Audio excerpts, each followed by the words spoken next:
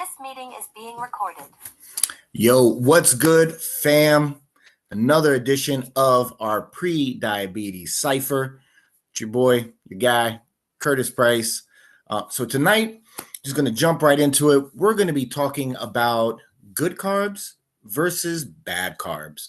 So carbohydrates are always, from just my interacting with folks and over the years, have always just been this like, well, you need carbs, but carbs are bad. What carbs should you eat? What carbs shouldn't you eat? And just a quick flashback to the early 2000s when I opened up one of the first low carb stores in the country called Whoa, That's Low, the low carb, low sugar superstore. People didn't even really know what a carbohydrate was, period, back then. The main focus on any nutritional label or anything like that was fat-free, if it's fat-free or if it's not fat-free. So carbohydrates, I really saw the awareness of what a carb was. However, I also saw just a lot of disinformation, people really not understanding, like you have to eat carbohydrates. Like carbs are good, but what carbs? Okay. And so tonight we're going to just dive into that, give you some good nuggets on really how to process this, especially as you move out there in the world, you're grocery shopping, you're eating at a restaurant, you're planning out your meals for you or your family, what have you. So carbohydrates. So what I like to refer to within the carbohydrate spectrum is essentially you have what I look at as processed carbohydrates, and then you have complex carbohydrates. That's my definition. This is what I talk about. So processed carbs, good, complex, healthy carbs. Within the complex carbs are the good quality carbohydrates. Those are your fresh fruits and fresh vegetables. Now, within those two food groups, your veggies and your fruits, there's tons of different vegetables and tons of different fruits. So a good explanation, or what I would want you guys to focus on, is if we're looking at fruit, a good carb fruit would say berries, melons. Those are all typically, they all have a lower glycemic index, or they're going to have a lower spike on your blood sugar levels, because if you think about it, most melons are water-based, and berries tend to actually be on the bitter side. Now, if you go up in the spectrum of fruits and you think pineapple, right? Pineapple is really sweet. It's still a carbohydrate. It's still a fresh carb. It's still a good complex carb. However, the pineapple just has a higher sugar count, a higher impact on your blood sugar level. So if I'm really dialed in and wanting to make the healthier option, I would opt for berries or melons, an assortment of that, over the pineapple. Okay? Both carbs, both complex, both good and healthy for you, but the pineapple is going to be just on the higher spectrum of sugar.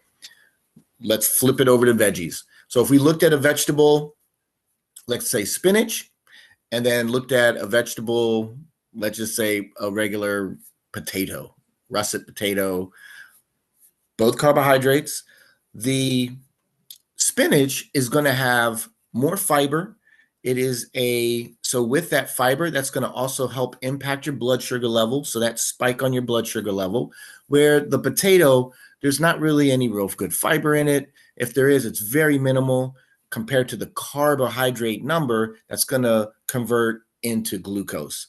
So if I had to make the option, the potato or dark leafy greens, I'm going to go with the dark leafy greens, as that is the healthier complex carb of the vegetable.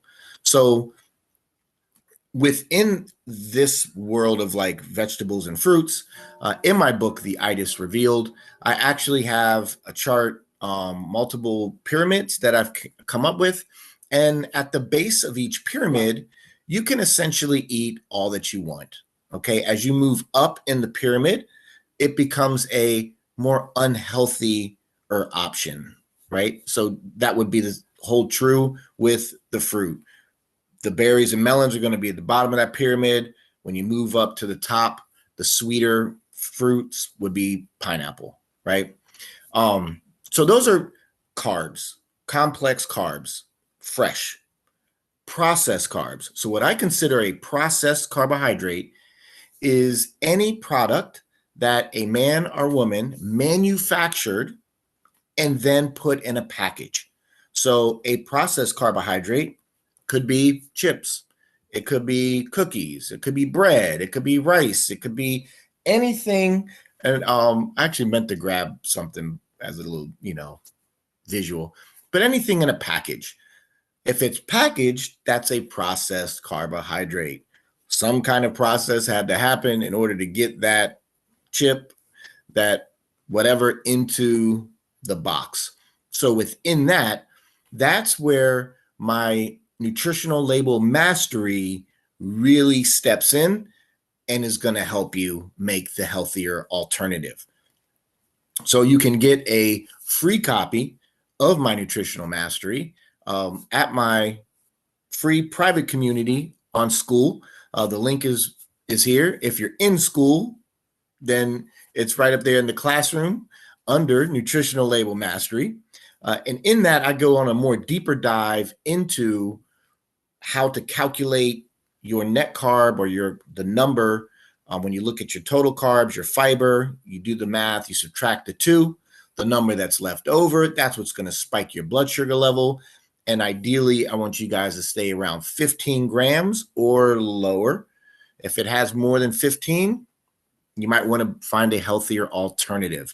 But that, as always, is only for processed carbs, things that man or woman made that put into a package. So I hope that this video gave you, some insight on good carbs versus bad carbs. And please feel free to share the video, to share the community with anybody that you think would benefit from the information. And as always, I hope that you have a wonderful day, a wonderful evening, and cheers to health, wealth, and prosperity. And I will see you on the next pre-diabetes Cipher. Hope all is well. Have a great day.